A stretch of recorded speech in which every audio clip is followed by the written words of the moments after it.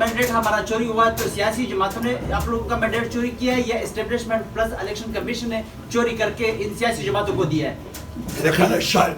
जी देखो, ये इस इलेक्शन कमीशन की आईनी जिम्मेदारी है और कॉन्स्टिट्यूशन में यही लफ्ज़ लिखा है कि election commission is charge with the duty. ये इलेक्शन कमीशन की जिम्मेदारी है। फॉर्म बनाना 45 ये प्रिजाइडिंग अफसर करता है, फॉर्म 47 बनाना रिटर्निंग अफसर करता है। सुप्रीम कोर्ट में जब केस चला हमने उस वक्त भी कहा था कि रिटर्निंग अफसरान जुडिशरी से ले लें। अब इलेक्शन कमीशन की ये जिम्मेदारी थी कि फॉर्म 45 पे इलेक्शन वो बनाता जो उसका जिसके जिम्मेदारी थी वही रिस्पॉन्सिबल है आईन और कानूनी तौर पर। वजाहत करना चाहूँगा, देखिए डिस्पाइट ऑल रिजर्वेशन जो हमारे हैं और हमने उसका तज़किर किया है इस पार्लियामान में, चाहे वो इसमें बैठे हुए 47 फार्म के मेंबरान साहिबान हैं, चाहे वो हमारे रिजर्व सीट्स हैं, उन सब के बावजूद हम डेमोक्रेटिक प्रोसेस में पार्टिसिपेट कर रहे हैं। इसके भी बावजूद कि हमारी वो बहनें अभी तक जेलों में हैं, हमारा लीडर जेल में है जिसको जेल में होना ही नहीं चाहिए, फिर भी हम आगे की तरफ बढ़ रहे हैं।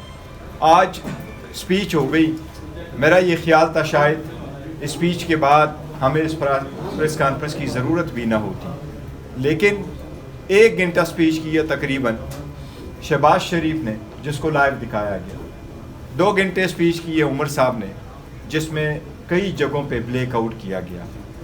हमारी स्ट्रॉन्ग रिजर्वेशन है इस पे और शदीद तहफ़्फ़ुज़ात का इजहार करते हैं।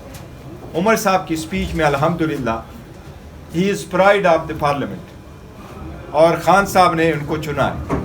इनके सारी तकरीर में सिंगल लफ्ज़ ऐसा नहीं हुआ जिस भी स्पीकर साहब या डिप्टी स्पीकर साहब ने कहा हो कि मैं इस लफ्ज़ को हज़फ करता हूँ। इसके बावजूद हमें लाइव कवरेज न देना, हमें उसके बावजूद डिस्क्रिमिनेट करना, इस पे हमारे शदीद तहफ़्फ़ुज़ात है।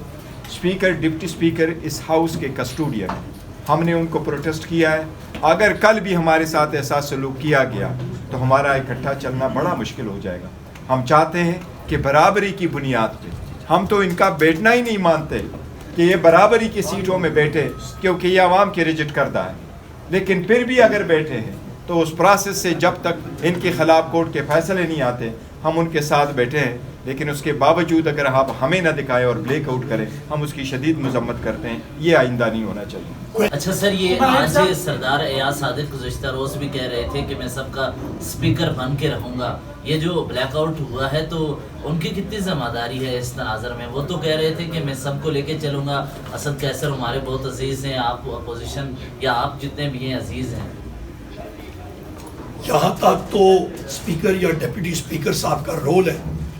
सरदार एयाज सादिक साहब वहाँ पे बैठे हुए थे और मेरा ख्याल है दफ्तर में होंगे या नहीं होंगे मुझे नहीं मालूम, और डिप्टी स्पीकर साहब शाह साहब का उनके रवैये से मुझे मायूसी हुई।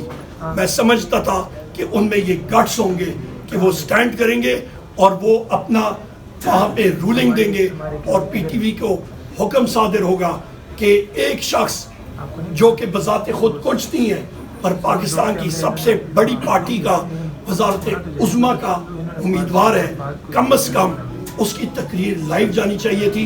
जिस तरह के मेरे बड़े भाई बैरिस्टर गौर साहब ने कहा, मेरी तकरीर में एक चीज़ भी आप बता दें, आपके पास रिकॉर्ड भी है कि वो गलत हो या फिर वो फैक्ट से इधर उधर हो, वो फैक्ट्स पे हक़ाइक़ पे मबनी ना हो, तो फिर बात है।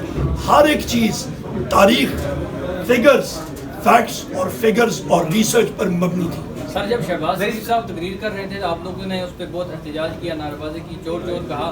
जिसके बाद नवाज शरीफ साहब का हमने चेहरा देखा कि काफ़ी वो उतरा हुआ था।